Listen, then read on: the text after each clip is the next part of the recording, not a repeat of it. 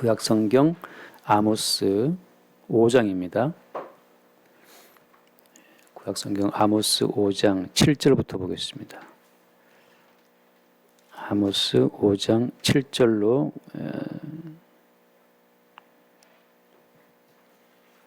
7절 정의를 쓴 쑥으로 바꾸며 공의를 땅에 던지는 자들아 묘성과 삼성을 만드시며 사망의 그늘을 아침으로 바꾸시고 낮을 어두운 밤으로 바꾸시며 바닷물을 불러 지면에 쏟으시는 이를 찾으라. 그의 이름은 여호와시니라. 9절 그가 강한 자에게 갑자기 패망이 이르게 하신즉 그 패망이 산성에 미치느니라. 아멘. 까지 보겠습니다. 아모스라고 하는 그 이름의 뜻은 짐을 진 자라는 뜻인데, 짐을 진 자. 사실은 모든 인생이 다 짐을 진 자거든요. 수고하고 무거운 그 짐을 졌다고 말씀하시는데, 우리가 마땅히 져야 될 수고하고 무거운 짐을 대신 지고 죽으신 분이 예수님이죠. 그래서 지금 현재 우리가 지고 있는 짐은 예수님이 우리를 대신에 지고 가신 그 무거운 짐이 얼마나 무거운 짐인지를 우리가 지금 간접적으로 알게 하시는 그런 차원에서 우리가 인생을 살아가는 겁니다. 제가 방금 중요한 말 했습니다. 아무튼 사는 건 괴로운 거지만 그 인생살이의 모든 괴로움을 대신 담당하고 죽으신 분이 예수님이다. 그럼 지금 우리는 왜 이렇게 인생이 괴로운 거냐 하면, 우리가 당하는 모든 괴로움은 우리의 괴로움을 대신 지고 죽으신 그 예수의 괴로움이 어떤 괴로움인지를 우리에게 알게 해주시기 위해서 허락된 괴로움이라고 하는 겁니다. 그래서 이것을 알지 못하면 우리 내부에서는 우리 인생의 괴로움의 원인을 풀지를 못해요. 아침 잠깐 대화했는데 함지영 집사님하고, 집사님 이렇게 사망이 이제 아프다 그러는데, 그래서 이제 병원에 갔다 왔대요. 근데 그래서 이제 제가 물어봤어요. 그게 왜 아프다? 그 아픔의 원인이 뭐냐? 병원에서 뭐라고 말하더냐? 이렇게 물어봤더니만, 지영 집사님 얘기는 병원에서는 원인이 없다는 거죠. 제가 답하기를 그 아픈 것은 모든 것의 원인은 우리 주의 은혜다. 은혜 때문에 아픈 거다. 그랬더니만 그것도 약간 웃기는 말이잖아요. 은혜도 왜 아프냐? 원래 우리가 이제 죄로 인해서 고통이 왔고 괴로움이 왔고 죽음이 온 거란 말이죠. 죄의 삭슨 사망이기 때문에 죄로 인해서 고통과 괴로움과 사망이 왔는데, 예수님께서 오셔가지고서 모든 죄짐을 주님이 해결했기 때문에, 그죠? 이제 죄가 없잖아요. 우리는 죄가 없는데 왜 아프냐, 왜 괴롭냐라고 이제 물어볼 수 있어요. 그래서 지금은 우리가 예수님의 그 십자가의 사건으로부터 다시 우리 인생의 모든 것을 거꾸로 해석하는 겁니다. 초창기 아담은 죄로 말미암아 고통을 당하고 죽임을 당하는 인생이었지만, 지금 우리는 모든 죄 문제를 해결하신 그리스도 예수 안에 있기 때문에 예수님으로부터 다시 역으로 이제 우리 고통을 봐야 되는 거예요. 지금 우리가 왜 괴로운 겁니까? 지금 우리의 괴로움이라고 하는 것은 예수님이 담당하시고 예수님께서 다 대신 맡아줬던 그 모든 죄의 무게와 고통, 괴로움이 무엇인지를 역으로 우리에게 알게 하시는 거예요. 그래서 우리는 예수님이 담당하신 그 무거운 죄짐의 10분의 1, 만분의 1 정도를 우리가 지금 알면서 체험하면서 인생을 지나가는 겁니다. 그래서 이런 괴로움이 예수님이 다 대신 담당하셨던 그 괴로움의 일부구나를 우리는 이제 알아가는 거죠. 그래서 인생을 사는 것이 어쨌든 모두가 다 괴로운 것이지만, 성도 입장에서는 죄를 지어 그 죄로 인해 괴로운 것이 아니고 그리스도 예수님께서 이루신 담당하신 그 십자가의 그 무게가 무엇인지를 대신 아는 차원에서 괴로운 것이다. 그래서 아모스의 뜻도 마찬가지로, 아모스 뜻도 이제 이 짐을 진 자인데, 왜 이렇게 아모스는 무거운 짐을 지고 있습니까? 왜 이렇게 아모스는 무거운 짐을 지고 그 듣지도 않는 이스라엘 백성들이 말을 증거해야 되는 거예요? 아모스 선지자가 짊어진 이 무거운 짐이라고 하는 것은 예수님이 짊어진 그 무거운 짐의 일부를 지금 아모스에게 주님이 감당을 하게 하신 거예요. 그래서 욥기를 보면 나오지만, 욥이라고 하는 사람이 그 닥쳐왔던 자기 인생의 모든 괴로움의 원인을 풀지를 못하잖아요. 왜 내가 이렇게 아프지? 왜 이렇게 애들 다 죽어버렸지? 왜 저 사람 다 날아갔지? 나는 왜 이렇게 기아장으로 몸을 긁을 정도로 괴롭냐? 그런 모든 원인을 욥이 모를 때였는데, 친구들은 와서 계속 뭐라고 촉구합니까? 네가 이렇게 괴로운 것은 네가 뭔가 나 모르는 죄를 졌기 때문이겠지 하고, 이제 빨리 네가 지은 죄를 풀어라 하고 이제 친구들이 말한단 말이죠. 그러니까 욥의 친구들의 안목은 죄를 지었기 때문에 인생이 괴롭다라고 하는 구약적인 예수님 이전의 어떤 마인드에 잡혀 있는 거고, 나중에 욥은 뭘 깨닫습니까? 욥은 나중에 여기 깨달은 것은 뭐냐 하면 장차 올 그리스도 예수 메시아가 감당해야 될 그 모든 인생의 무게를 미리 욥의 인생을 통해서 이게 반영이 된 거예요. 마치 그러니까 등불을 넣고 안에다가 청사초록 말이죠. 바깥에 이렇게 등을 씌워두면 그 속에 있는 등불이 어떤 그 갓을 통해 밖으로 이렇게 나가는 것처럼 욥 속에 오신 예수 그리스도로 말미암아서 욥 속에 예수님이 받으셔야 했던 모든 고난 자체가 욥을 통해서 바깥으로 드러난다고 하는 겁니다. 그러니까 우리가 이제 오늘 누구를 볼 때마다 스스로를 마찬가지죠. 내가 괴로운 것은 이미 나 대신 모든 괴로움을 짊어지신 그 예수님의 무거운 짐의 무게를 나에게 조금 감당케 하시는 것이구나라고 생각하시면 그게 신학적인 예수님 오신 이후에 우리 인생을 바라보는 해석이라고 하는 겁니다. 이걸 모르게 되면 집사님 바르게 살지 않으면 또 인생 괴로운 겁니다. 왜 이렇게 죄를 지었습니까? 하고 계속 우리에게 원인을 두고 마치 우리가 말씀을 지키면 잘 살고 말씀 못 지키면 못 사는 것처럼 아직 우리에게 무슨 문제가 있는 것처럼 이제 항상 구약적으로 말을 하게 되거든요. 근데 성경에서 뭐라고 말한다? 이미 예수께서 우리의 모든 죄와 허물을 대신 지고 죽으셨기 때문에 지금 우리에게는 죄와 허물이 있어요, 없어요? 죄와 허물이 없는 거예요. 그럼 또 물어보니 왜 괴로운 겁니까? 물어보면 방금 했던 제 답변 잘 들으셨죠? 그렇게 이제 다시 인생이 해석되는 겁니다. 그래서 따지고 보면 괴로운 건 마찬가지예요. 다만 그 괴로움의 그 이유가 다를 뿐이에요. 마찬가지죠. 예를 들어서 뭐 엄마들은 다 괴롭지만 아이들을 키우고 아이들 장성하는 것 때문에 막 고생하는 그 엄마들 입장에서는 왜 괴로운 겁니까? 내 아이를 키우는 것 때문에 내가 괴로울 수 있잖아요. 그 어떤 고통과 슬픔의 원인 자체가 어디에 있느냐? 그리스도 예수와 같은 고통으로 엮여 있느냐? 이게 중요한 거예요. 조강지처가 왜 중요한 겁니까? 조강 알죠? 조강지처. 그 어려운 시절을 함께 견뎌서 함께 어려운 시절을 겪고 왔기 때문에 그 고생했던 아내가 귀한 거잖아요. 근데 그 마누라가 뭐 옆집 아저씨 때문에 고생했어요? 아니잖아요. 나의 아픔, 나의 괴로움에 참여했기 때문에 아내가 귀한 거죠. 그런 것처럼 성도는 그리스도 예수의 아픔과 괴로움에 함께 했기 때문에 그것이 주님 보시기에 귀한 거예요. 그러니까 우리가 볼 때 좀 뭐 돈도 없고 괴롭고 해도 주님께서 해석할 때에는 야, 내가 겪었던 그 모든 고통과 괴로움을 네가 지금 함께하는 거라고 주님이 봐주시기 때문에 우리 인생 자체의 어떤 괴로움이 의미가 있는 거예요. 그래서 우리가 그때 말씀하셨다시피 주님께서 말씀하신 거 있지 않습니까? 너희가 나의 모든 시험에 함께한 자들인즉 하고 예수님께서 저희한테 하신 말씀, 너희 12명, 70명, 너희들은 나의 모든 시험에 함께한 자들인즉 너희가 장차 앞으로 12부자 앉아서 심판할 것이다 라고 예수님이 말씀하시거든요. 그러니까 성도의 인생을 바라볼 때 아모스는 왜 무거운 짐진 자냐? 마찬가지죠. 우리는 왜 이렇게 무거운 인생의 짐을 지고 있느냐? 라고 말할 때 주님이 짊어지신 짐의 그 아픔에 우리는 함께하는 거다. 제가 어떤 이게 무거운 짐 들고 가면 우리 은규가 본인이 들어주겠다고 옆에 든단 말이죠. 조금 들어 이제 물론 아빠가 더 높이 들지만 이제 애는 조금 이렇게 거들고 가는 것처럼 말이죠. 우리는 다 그렇게 예수의 아픔에 참여하는 과정으로 부르심을 입은 거예요. 자, 그런 점에서 오늘 7절 말씀 보면 정의를 쓴 쑥으로 바꾸며 공의를 땅에 던지는 자들아 이런 말씀을 합니다. 성경에서 말하는 정의와 공의가 뭐냐라고 하는 성경에서 말하는 의의 개념 정립이 굉장히 중요해요. 그렇지 않으면 제가 늘 드리는 말씀처럼 데모하는 분들이 민노총 시위하는 분들이 이 말씀 걸어놓고 정의를 땅에 흐르게 하라 이렇게 말하면서 말이죠. YS 정권 때죠. 김영삼 대통령 때 그 모토가 되었던 어떤 그 말하자면 뭐라 할까요? 하여튼 성구 같은 것이 정의를 강물같이 흐르게 하라 그런 말씀이었거든요. 그 장로님이었기 때문에 이 아모스 5장 그 뒤에 나오는 말씀인데 24절 5장 24절 말씀을 갖다가 많이 인용했죠. 오직 정의를 물같이 공의를 말하지 않는 강같이 흐르게 할지어다. 이 말씀 갖다가 이제 많이 써먹었어요. 정치인들도. 성경에서 말하는 정의 공의는 그 땅이 아닙니다. 성경에서 말하는 의라고 하는 것은 어떤 거예요? 의라고 하는 것은 믿음의 법을 말해요. 믿음의 법.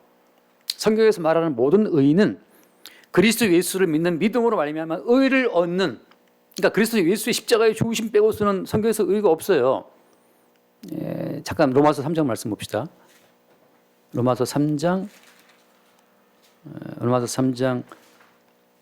19절 말씀부터 보면 3장 19절 우리가 알거니와 무릇 율법이 말하고는 바른 율법 아래에 있는 자들에게 말하는 것이니 이는 모든 입을 막고 온 세상으로 하나님의 심판 아래에 있게 하려 함이라. 여러분 율법적으로 의를 추구하는 모든 사람들은 하나님의 심판을 받게 되어 있습니다. 왜? 율법은 아무리 지키고 또 지켜도 하나님의 의로움의 수준에 이를 수 없기 때문에 율법으로 말미암아 의를 추구하는 모든 사람들은 하나님의 심판을 받게 되어 있어요. 제가 아까 말한 에베레스트가 높은데 올라갔다가 많이 죽자서 많이 죽는데 사람들이 그런 것처럼 하나님의 율법을 지켜서 하나님의 어떤 심판을 피해보겠다, 그건 안 된다는 거죠, 성경에서. 그래서 그 다음에 20절 그러므로 율법의 행위로 그의 앞에 의롭다 하심을 얻을 육체가 없나니라고 하잖아요. 율법을 지켜서는 의롭다 하심을 얻을 육체가 한 명도 없어요. 없기 때문에 오늘날 교회에서 이 말씀대로 사시면 하나님 기뻐하십니다, 그런 거 거짓말이에요. 제가 분노하고 화가 나는 거는 그런 건데, 왜냐하면 괜히 제가 성질 나는 거는 뭐 때문이냐. 율법의 행위로 그 앞에 의롭다 하시면 육체가 없다고 성경에 선언했는데 왜 또 자꾸 율법을 지켜야 된다, 말씀대로 살아야 기뻐하신다, 그런 거짓말을 왜 하냐고요. 그럼 뭡니까? 율법으로는 죄를 깨달음이니라. 그럼 목사님 율법 그 구약 다 찢어버릴까요? 아니, 구약이 있어야, 왜 있어야 되는 겁니까? 율법이 있어야 봤지, 이제 너희들이 이 율법대로 살 수 없는 죄인인 걸 알겠냐 말이죠. 율법을 던져놓고 율법대로 살지 못하는 죄인됨을 이제 알겠어라고 우리의 본질, 우리의 실상을 깨닫게 해주기 위해서 율법으로는 죄를 깨달음이니라, 죄를 깨닫게 해주시기 위해서 이 모든 촘촘한 율법들을 주고 계신 거예요. 지난주 말씀처럼 같은 말씀이죠. 항상 기뻐하라, 범사에 감사하라, 쉬지 말고 기도하라. 하나님의 그 의로운 기준은 거기까지 가야 되는 겁니다. 가야 되는 거예요. 항상 기뻐하고 범사에 감사하고 쉬지 말고 기도하는 까지 가야 되는데 누가 어떤 인간이 그런 인간이 있어요. 목사님은 됩니까? 아이고 참. 그래서 철학하시는 분들이 기독교에서 막 그거 보고 좀 비웃는 거예요. 아이고 저들은 뭘 믿고 있냐. 목사라는 인간도 하나님께서 요구하시는 대로 살 수 있냐 말이지. 인간 본성을 파헤치고 보면 어떤 인간도 자기 의대로 살 인간이 없기 때문에 우리가 그 인간의 의로움에 속지 맙시다. 성경에서는 진실을 말하잖아요. 진실은 뭐냐? 어떤 인간도 하나님의 그 요구에 이럴 자가 없다는 사실. 그럼 왜 이거 준 겁니까? 율법으로는 죄를 깨달음이라. 21절 말씀. 이제는 율법 외에 하나님의 한 의가 나타났으니, 그죠? 율법 외에 하나님의 한 의라고 하는 것이 아모스가 말하고 있는 공의고 정의라고 하는 거예요. 여전히 사람들이 아모스가 말하는 그 공의와 정의를 인간의 행위를 어떻게 개발해가지고 인간의 행위를 바르게 해서 도달할 수 있는 것처럼 착각하고 있는 겁니다. 이제는 율법에 하나님의 한 의가 나타났으니, 그 다음 뭐라고 했어요? 증거를 받은 것이다 말이죠. 율법 권위자들이 다 증거하고 있다는 거죠, 그것을. 22절 곧 예수 그리스도를 믿음으로 말미암아 모든 믿는 자에게 미치는 하나님의 의인이 차별이 없다. 이것은 뭐 예수 그리스도를 믿음으로 말미암아 하나님 그 미쳐지는 하나님의 의라고 하는 거죠. 그래서 사람을 죽였든 간음을 했든 사기를 쳐먹었든 차별이 없이 그냥 예수 그리스도를 믿는 믿음의 의의가 덮쳐오는 겁니다. 쓰나미가 밀려오면 쓰나미 밀려오다가 말이지 예쁜 사람 피해가고 잘난 사람 피해가고 다 피해갑니까? 아니죠. 예쁘거나 잘 나가는 돈이 많거나 그냥 쓰나미 다 죽여버리는 것처럼 하나님의 의는 차별이 없이 오직 예수를 믿는 믿음의 의로 말미암아서 덮쳐온다고 하는 거죠. 얼마나 심플하고 간편합니까? 그 다음 23절 모든 사람이 죄를 범하여서 하나님의 영광에 이르지 못하더니 그리스도 예수 안에 있는 속량으로 말미암아 하나님의 은혜로 값없이 의롭다 하심을 얻은 자 되었느니라. 모든 사람은 다 죄인이기 때문에 매일매일 율법을 대할 때마다 죄인됨이 드러나잖아요. 오직 무엇으로? 그리스도 예수 안에 있는 속량. 속량은 이것은 이제 몸값을 말하는 건데 예수님이 본인이 십자가에 피 흘려 죽음으로써 우리가 지었던 그 모든 죄의 모든 문제를 해결을 했다고 하시는 거거든요. 십자가에서. 25절 이 예수를 하나님이 그의 피로써 믿음으로 말미암은 화목제물로 세워졌으니 이는 하나님께서 그리 참으시는 중에 전에 지은 죄를 간과하심으로 자기의 의로우심을 나타내려 하심이니 뭐 쭉 같은 그런 얘기 나갑니다. 그 3번 더 28절 보면 27절 그런즉 자랑할 때가 어디냐. 27절 있을 수가 없느니라. 무슨 법으로냐? 행위로냐? 아니다. 오직 믿음의 법이다 말이죠. 그러므로 사람이 의롭다 하심을 얻는 것은 율법의 행위에 있지 않고 믿음으로 되는 줄 우리가 인정하노라. 그다음 이 31절 그런즉 우리가 믿음으로 말미암아 율법을 파기하느냐? 그럴 수 없다. 도리어 율법을 굳게 세운다. 믿음으로 구원 얻는데 율법은 왜 그럼 파기하지 않습니까? 율법이 있어야 계속 행위로 말미암아 의를 추구하는 우리의 한계를 우리에게 알려주고 우리의 행함으로 말미암는 그 노력을 주저앉히는 거예요. 네가 아무리 애써도 항상 기뻐하고 범사에 감사할 수 있냐 말이죠. 안 된다는 그 사실을 보여주기 위해서 계속 율법을 더 굳게 세우는 겁니다. 십계명보다 더 강화된 산상보온으로 율법을 굳게 세우고 더 강화된 사도 바울의 그 많은 권면들 말이죠. 항상 기뻐하고 쉬지 말고 기도하라. 그런 권면들을 더 씌움으로 말미암아서 율법을 더 굳게 세운단 말이죠. 어떤 인간도 빠져나갈 수 없도록. 돌아와서 그래서 아모스 5장 이 8절에 말하고 있는 7절에 말하고 있는 정의와 공의라고 하는 것은 그리스도 예수를 믿는 믿음을 말미암는 의를 말하는 겁니다. 그런데 그 사람들이 쓴쑥으로 바꾸고 공의를 땅에 던졌단 말이죠. 이 말은 무슨 말입니까? 예수를 믿는 믿음으로 말미암아 주어지는 의 따위는 갖다 버리고 나는 나의 행위를 선하게 말씀대로 지키는 나의 행위로 말미암아서 내가 스스로 내 행위로 얻는 의를 추구한다는 거예요. 왜 공의를 던지냐 하면 자기 나름의 다른 의가 있기 때문이거든요. 나에게는 나의 행위로 쌓아올린 내 의가 있어. 예수님 주시는 그 의 난 필요 없어. 난 내가 지키고 내가 순종하고 내가 헌신한 내 의를 가지고 하나님께 갈 거야. 이 마음으로 지금 사람들이 주님께서 허락하신 그 예수를 믿는 믿음의 의를 갖다 버리는 겁니다. 똑같아요, 여러분. 교회 나와서 계속 이 말씀대로 살아서 말씀대로 뭐 하나 지켜가지고서 어떤 뿌듯함을 느끼고 있다면 지금 그런데 성경에 나와 있는 어떤 계명을 내가 지킴으로써 어떤 뿌듯함을 느끼고 있다면 그 사람은 지금 공의를 땅에 던지는 자예요. 내가 목사로서 몇십 년 목회를 했다. 내가 뭐 집사로서 꽃꽂이를 했다. 뭐 내가 뭐 집사라고 교회에 무슨 봉사를 했다. 그러니까 그런 것으로 뿌듯해하는 마음이 있다면 그건 예수님이 그 십자가에서 세우신 공의를 땅에 던지는 자라고 하는 거죠. 근데 놀랍게도 우리 마음속에는 항상 다 우리가 행한 것에 스스로 의미를 부여하고 자기 의의를 챙기는 그런 본성이 우리 가운데 깔려 있어요. 그러니까 0.5초 만에 내가 내 의의를 챙기고 나 오늘 뭐 했어. 나 잘했지 하고 그 내 의의를 챙기다가 한 1초 만에 또 아차 이게 바로 내 의구나 라고 아는 그 돌이킴에 있는 그 순간에 회개가 이루어지는 거예요. 0.5초 만에 이루어집니다. 내가 내 의의를 챙기고. 근데 누가 알아주지 않으면 또 기분 나쁘단 말이죠. 누가 알아주지 않으면. 항상 우리를 챙기게 돼 있어요. 내가 열심히 했는데 이거 알아주지 않고 딴 사람의 영광을 돌리고 있으면 기분 나쁜 것처럼 우리 인간의 본성은 그렇다는 거죠. 그런 본성을 주님 계속 우리에게 알게 하시면서 공의와 정의가 무엇인지를 다시금 알게 하시는 그 십자가의 사건으로 우리를 끌고 간다고 하는 거죠. 그 사건을 성경에서 뭐라고 표현합니까? 요한복음 16장 9절 이하에 그냥 말씀드릴게요. 보혜사가 오시면 믿음에 대하여 의에 대하여 뭐라 했습니까? 죄에 대하여 의에 대하여 심판에 대해 세상을 책망한다 말씀하시잖아요. 그때 죄라고 하는 것은 내가 나를 믿지 아니함이요라고 하잖아요. 뭐 16장 9절, 뭐 8절, 9절 그 있을 거예요. 보혜사 성령께서는 우리를 책망한다니까요. 뭐에 대해서? 죄에 대해서. 야, 너 왜 예수 그리스도를 믿지 않고 또 너의 행위를 믿냐? 그것이 바로 죄야라고 하는 것을 책망한다는 거죠. 그러니까 성도는 매일매일 자기의 죄인됨을 발견합니다. 그래서 나온 말이 어떤 말이에요? 근데 디모데전서 1장 15절에 사도 바울이 했던 말, 디모데전서 1장 15절, mit보다 모든 사랑에 받을 만한 이 말이요.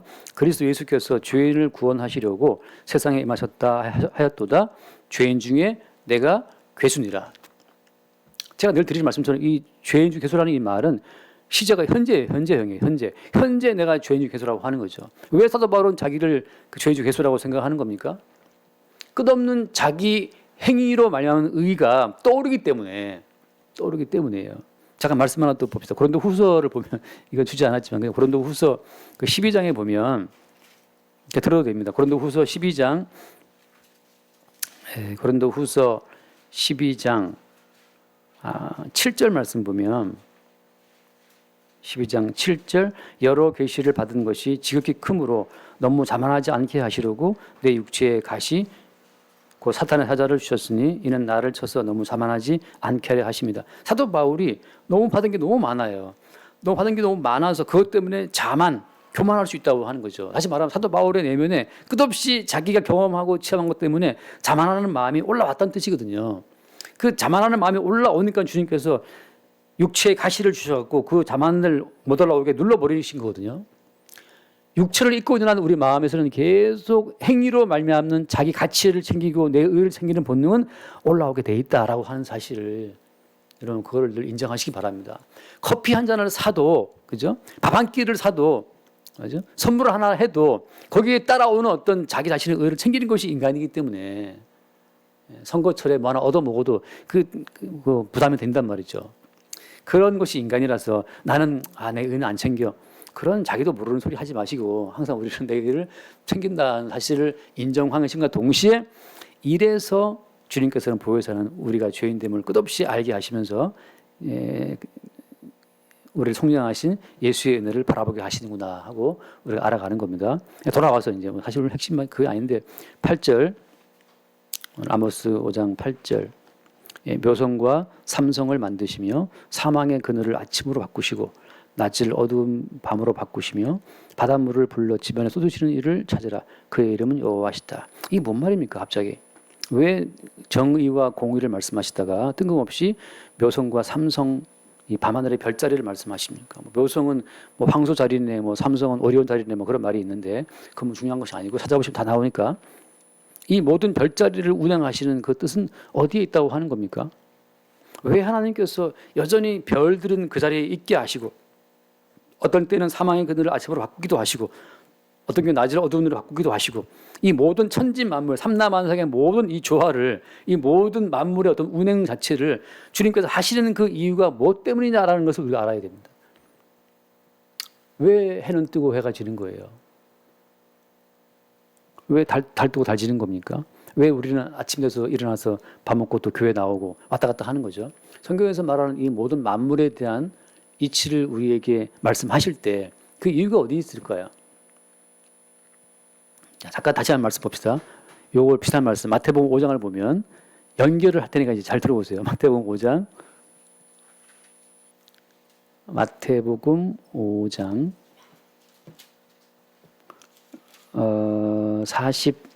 43절인가? 몇 절부터? 마태복음 5장 43절. 43절. 또 내 이웃을 내 이웃 사랑하고 내 원수를 미워하라 하였다는 것을 너희가 들었으나 나는 너희에게 이르노니 너희 원수를 사랑하며 너희를 박해하는 자를 위하여 기도하라. 이같이 한즉 하늘에 계신 너희 아버지의 아들이 되리니 이는 하나님이 그 해를 악인과 선인에게 비추시며 비를 의로운 자 불의한 자에게 내려주십니다. 자, 여기서 왜 하나님은 악인과 선인에게 해를 비추실까요? 나쁜 놈한테는 해를 좀 덜 주고 착한 사람한테는 해를 더 주고 하면 좋을 텐데 왜 비를 의로운 자와 불의한 자에도 내리실까요? 왜 다른 나라 쳐들어가는 나라에도 비를 내리시고 해를 비춰주실까 말이에요. 말하자면 이제 예를 들어서 러시아가 쳐들어갔다 그러면 러시아 쪽에는 해를 주지 말아 가지고서 잘못했다 하고 이제 철군해야 되는데 이거 때려 부수는 나라에도 해를 주시고 다 나라도 해를 주시고 왜 하시는 겁니까? 그 이유가 어디 있겠어요? 그래서 이 말씀 듣고 사람들이 또 하나님처럼 원수를 사랑합시다 이렇게 또 가르치고 그러는데 그러다가 갑자기 또 그러면 또 김일성이도 용서할까요? 김일성이도 우리를 죽이는 푸틴도 용서할까요? 이런데 갑자기 또 그건 또 빼고 이런 분도 있어요. 그 김정은을 빼야 됩니까 원수에서?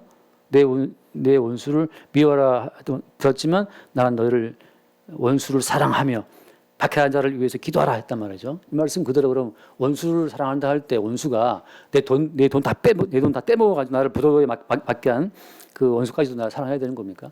내 돈 빌려가갖고 8천만 원 빌려가서 안 갚은 사람이 있다고 칩시다. 그거 용서해야 되는 거예요? 내 아이를 죽였어요. 유괴해가지고 내 아이를 유괴범 용서해야 되는 겁니까? 영화에 나왔잖아요. 밀양 영화에서 아들을 유괴해 죽였던 그 죄인을 우리가 사랑해야 되는 겁니까? 어디까지가 원수죠? 그래서 이런 모든 말씀을 율법적으로 또 대입해 갖고 이렇게 우리는 사랑합시다. 그럼 당신은 사랑할 수 있냐 말이에요. 당신 사랑할 수 있냐 한번 물어보세요. 김정은도 여기 온수도 포함돼 안 돼요? 포함됩니까 안 됩니까? 이런 많은 문제가 생기는데 이 모든 말씀은 우리에게 이와 똑같이 하라고 주신 말씀이 아니고 도대체 왜 하나님은 악인과 선인에게도 여전히 그렇게 해와 비를 내리시는지를 그 취지를 우리에게 알게 하시는 거예요. 다시 이 말씀 봅시다. 요한계시록 7장 1절 말씀.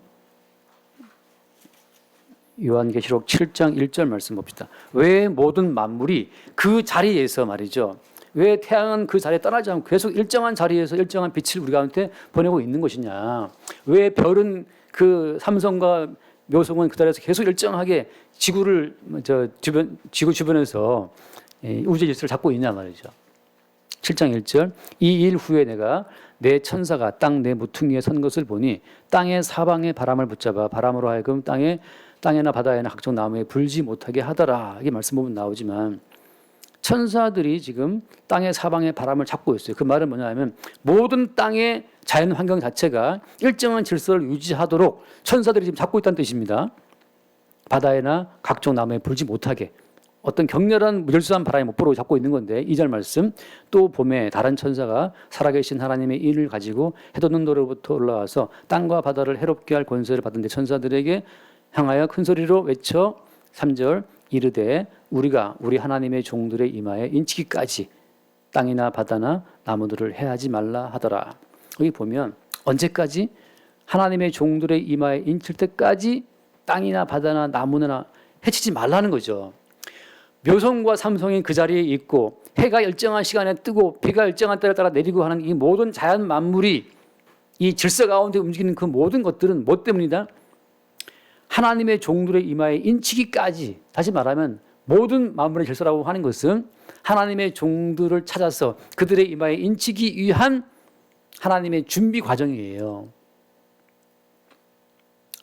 김정은이가 이뻐서가 아니고 하나님 종들의 이마에 인치기까지 주님께서 모든 만물의 질서를 그 자리에 있게 하시는 겁니다.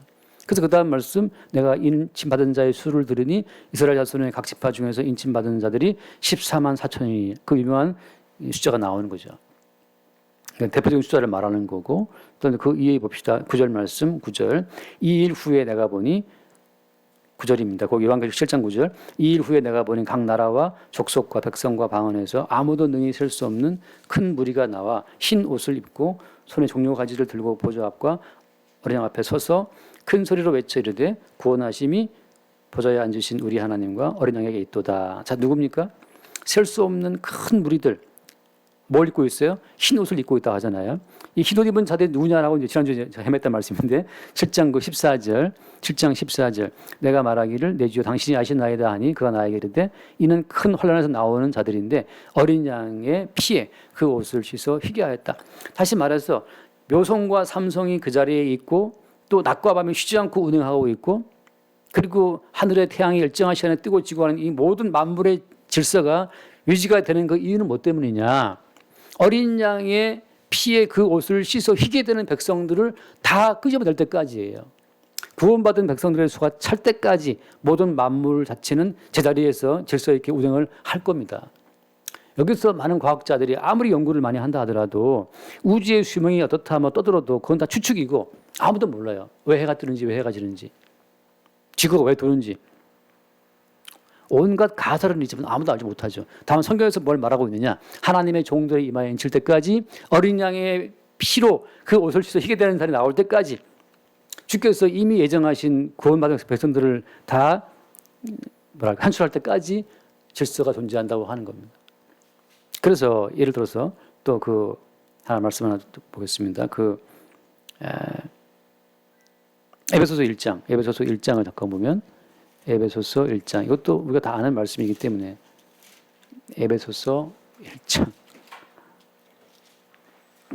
3절 1장 3절 찬송하리로다 하나님 곧 우리 주 예수 그리스도의 아버지께서 그리스도 안에서 하늘에 속한 모든 신령한 복을 우리에게 주시되. 여러분 하늘에 속한 신령한 복이 있어요. 우리가 지금 보통 추구하는 복은 장수의 복이잖아요. 뭐 오래 살고 그다음에 건강의 복이고 뭐 자녀의 복이고 뭐 승진의 복 그러는데 그건 다 그냥 복도 아니고 그것이 그 복이 주어진 출처를 모른다면 다 화가 될 뿐이에요. 신령한 복을 주시되 4절 그 창세 전에 그리스도 안에서 우리를 택하사라고 하잖아요. 자, 창세 전에 묘성과 삼성이 있기 전에 태양이 생기기 이전에 모든 만물 질서가 생기기 이전에 어때? 이전에 이미 그리스도 안에서 우리를 택했다라는 말씀이 들어 있습니다. 이미 먼저 만물 이전에 택하신 그 택하심 자체가 만물 이후에 지금 이 땅에 드러나고 있는 거죠. 그 5절 말씀, 5절 그 기쁘신 뜻대로 우리를 예정하사 그 예수 그리스도로 말미암아 자기의 아들들이 되게 하셨으니라고 하잖아요. 자, 기쁘신 뜻대로 다시 말하면 하나님의 어떤 큰 경륜 가운데에서는 이 땅이라고 하는 과정이 필요합니다. 예수께서 오셔서 못 박혀 죽으신 땅, 이 땅에 와서 우리가 같은 육체를 입고 예수님과 같은 코스를 따라서 우리가 영원한 생명에 들어가게 되는데 이 창세 전에 주께서 이미 예정해 놓으신 그 뜻 가운데 하나님께서 다시 말하면 이 땅의 모든 질서라고 하는 것은 이 땅의 모든 이 질서가 생기기 이전의 관점에서 봐야만 이 땅에 지금 왜 존재하는지를 알게 되는 거지. 이미 지어진 만물 속에서 그러니까 내재적인 한계성 속에서는 이 모든 만물의 의미가 뭔지 모른다는 거예요. 만물 존재의 의미. 다시 말해서 자기 속에서는 자기가 뭔지 모릅니다. 바깥에서 와야 돼요. 우리를 있게 한 외부의 존재로부터 우리 존재의 의미가 해석이 되는 거지 나로서는 내 의미가 해석이 안 되는 거죠. 누가 알겠어 자기 인생의 의미가 뭔지를. 제가 늘 말하지만 그 내가 누구인지를 파고 또 봤던 그 철학이 내가 생각할 땐 그래요. 철학의 어떤 종점이 실존주의 철학인데 내가 존재하고 있으니까 내 존재로부터 모든 걸 본다는 얘기죠. 근데 나로부터 나를 보게 되면 모든 만물도 나 중심이기 때문에 나에 따라서 다 끊어져 있어요. 분절되어 있다는 거죠. 아니 엄마고 아버지고 간에 당신이 왜 내 아빠냐라고 내가 만약에 그 어떤 애가 물어본다면 뭐 어쩌고 떠들어도 어떻습니까? 내가 볼 때 당신과 나는 분리되어 있기 때문에 나는 아빠를 인정할 수 없어. 그 내가 중심에 서 있으면 모든 만물이 나 중심으로 해석이 된다 할 것 같으면 내가 우주의 중심이기 때문에 스스로 본인의 고립이 되는 거죠. 그래서 오늘 말씀 가운데에서는 보이는 모든 만물, 묘성, 삼성, 사망의 그늘, 아침 바꾸시고 낮이 이런 모든 것 가운데에서 이 모든 것들은 왜 여기 지어지고 왜 존재하는 곳이냐. 이미 창세 전에 그리스도 예수 안에서 어떤 일이 있었다고 하는 것. 또 보이지 않는 이 보이는 세계 이전에 보이지 않는 세계에서 있었던 그 보이지 않는 세계의 모든 경륜이 그것이 계시인데 그게 언약인데 그 언약 자체를 위한 도구로 지금 보이는 모든 세계가 움직이고 있다고 하는 거예요. 마찬가지입니다. 우리 인생이 왜 태어나서 왜 살아가느냐. 보이는 이 인생 가운데서는 답이 없다니까요. 우리가 있기 이전에 제가 늘 인용하는 말씀 로마서 그 9장 말씀에서 에서와 그 야곱이 아직 있기도 전에 그들이 무슨 선과 악을 행하기도 전에 그죠? 하나님의 뜻이 인간의 행위가 아니고 이미 행위 이전에 존재 이전에 어떤 그분의 뜻을 보이기 위한 과정으로 있다는 것 자체를 주님께서 말씀하고 있잖아요. 그런 과정 속에서 우리가 어떤 우리 인생을 보거나 만물을 볼 때 항상 우리는 존재 이전의 언약 속에서 우리를 봐야 우리 인생의 의미가 보이는 거지. 이 보이는 세계로부터 나를 보게 되면 답은 없다는 거죠.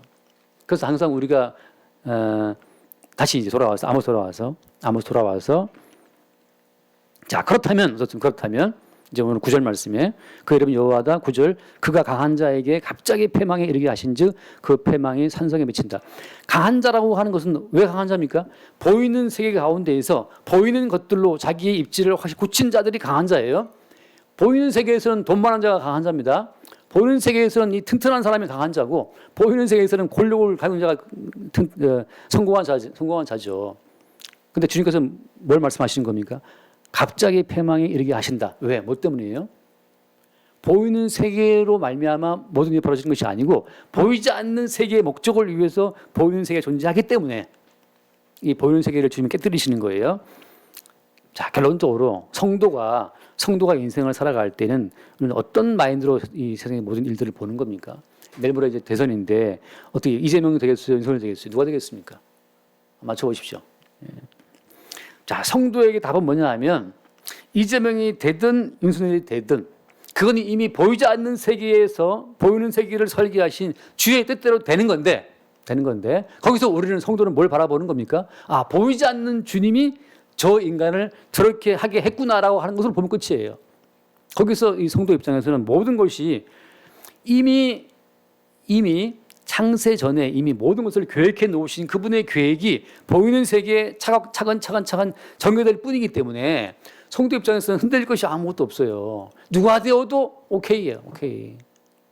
어저께도 뭐 저한테 막 두 분이나 카톡을 주셨어요. 지금 뭐 부정선거 기미가 보인다부터 해서 막 이제 왔는데 제 입장은 뭐냐 하면 제 입장은 EPL 유럽 프리미어 리그에서 토트넘이 이기든 맨체스터 유나이티드가 이기든 그게 저한테는 아무 상관이 없고 다만 저는 그것을 엔조이죠. 그냥 오락으로 볼 뿐이에요. 아, 토트넘이 또 졌네. 뭐 4강 가기 틀렸네. 맨체스터 유나이티드 잘하고 있네. 뭐 아스날이 이겼네. 뭐 그런 것처럼 성도 입장에서는 윤석열이 이겼네. 이재명이 이겼네. 그 이긴 것을 보고 주님께서 이미 확정해 놓으신 그 모든 계획들이 이 땅 가운데 차근차근 펼쳐지는 것을 그냥 관람할 뿐. 그죠? 관람할 뿐이에요. 배우들이 오랜 시간 준비하는 그 어떤 연기를 무대 위에 펼칠 때 우리는 관람할 뿐인 것처럼 성도 입장에서는 이미 오랜 이 창세 전에 하나님 준비해 놓으신 그 모든 경륜들을 이 땅에 막 공개하실 때 그때 성도 입장에서는 그걸 관람하는 것 뿐이라는 거죠. 그래서 우리는 뭘 바라보는 겁니까? 그 모든 과정 가운데에서 이것이 아버지와 아들 사이의 언약이 이렇게 드러나는구나를 볼 뿐이에요. 이게 오늘 말씀 결론인데 결론. 아까 말한 것처럼 공의, 정의는 뭐라고 했습니까? 이거 예수의 십자가에 죽으시고 이루어진 의를 말하는 건데 모든 인간들이 자기의 의를 추구할 때 자기 행위로 자기의 의를 추구할 때 하나님은 이 모든 걸 싹 밀어버리고 나서 다른 의를 준비해 놨어요. 그것이 아버지와 아들 사이의 언약입니다. 그 언약 자체가 이 땅에 펼쳐지는 어떤 도구로서 지금 묘성과 삼성과 한국의 대선과 러시아 우크라이나 전쟁이 있고 그 모든 게 있는 거예요. 뭐 때문에? 하나님의 정의와 공의를 산출하기 위한 하나의 도구인데 그 전쟁 와중 가운데서 어떻습니까? 어린 양의 피에 그 옷을 씻어 희게 된 자들이 나온다는 거죠. 이 대선 과정 가운데에서 윤석열이다, 뭐 이재명이다, 뭐 전보로 갔다, 뭐 법카 어떻게 빼먹었다, 뭐 온갖 이 난리 지경 가운데에서 어린 양의 피로 그 옷을 씻어 희게 하는 자들이 나온다니까요. 저는 안타까운 것이 제 페이스북에 친구들이 많은데 그 친구들 중에서 좀 이렇게 약간 이게 기호 일본적으로 치우친 분들이 좀 많아요. 그런데 이제 계속 내가 사실은 뭐 일본을 지한 일을 막 올려 목사님들이 저는 그걸 보고 목사님들이 이걸 왜 올리냐 도대체 어디 편에 춤을 추려고 어디 이용당하려고 목사는 뭐냐 목사는 누가 되든지 간에 하나님께서 되게 하시는 과정을 통해서 뭘 하신다 하나님 결국은 그리스도 예수를 믿는 그 의로운 백성들을 끄집어내는 것이 하나님의 경륜의 목적이기 때문에 누가 되어도 할렐루야예요. 저만 어떤 분은 저한테 얘기했어요. 이재명 되면 나라 망한다 그런 분이 있었고 또 어떤 분은 저한테 그랬어요. 아이고 목사님 큰일 났어요. 윤석열 되면 나라가 진짜 다 뭐 망할 것 같아요. 그랬는데 제 말은 뭐냐면 캄다운 안심하시라. 왜 나라가 대한민국이 망한다 하더라도 하나님의 목적은 어디에 있어요? 대한민국을 다 말아먹더라도 하나님의 목적은 어린 양의 피로 그 옷을 씻어 희게 하는 자들을 산출하는 것이 하나님의 목적이에요. 나중에 보면 이제 베드로서 나오지만 이 삼성과 묘성 별 다 주님 다 녹여 뭐라 해야 되나 다 녹여버리시는데 이 모든 천지 만물을 하나님께서는 의로운 자기 백성을 끄집어내시는 데 초점이 있기 때문에 이 땅에 벌어지는 모든 일에 거기 뜻이 있다고 여러분 오해하시면 안 됩니다. 하나님은 원하시면 이스라엘 나라도 망하게 하신 분인데 성전을 다 박살내게 하신 분인데 그렇잖아요. 하나님이 원하시면 대한민국도 사라질 수 있어요. 오죽하면 북한은 아직도 버티고 있어요. 행복이 만들어가면 가지. 우리 생각하죠. 하나님 왜 저렇게 못된 놈들을 살게 하십니까?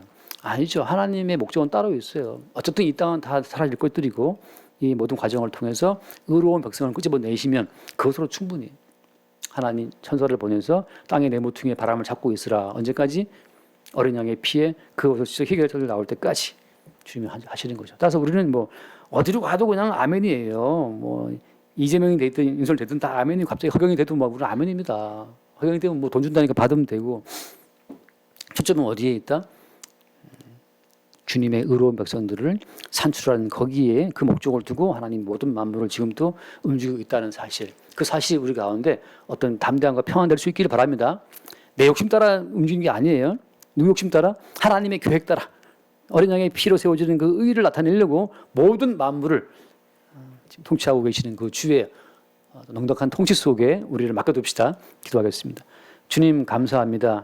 묘성과 삼성이 운행되는 그 모든 원리를 우리가 알지 못하고 낮과 밤이 순환되는 원리를 다 알지 못하지만 주님 우리는 하나를 말씀을 통해 봅니다.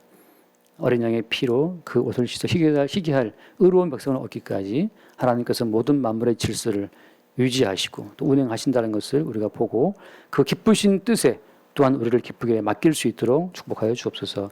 우리 주 예수 이름으로 기도드립니다. 아멘.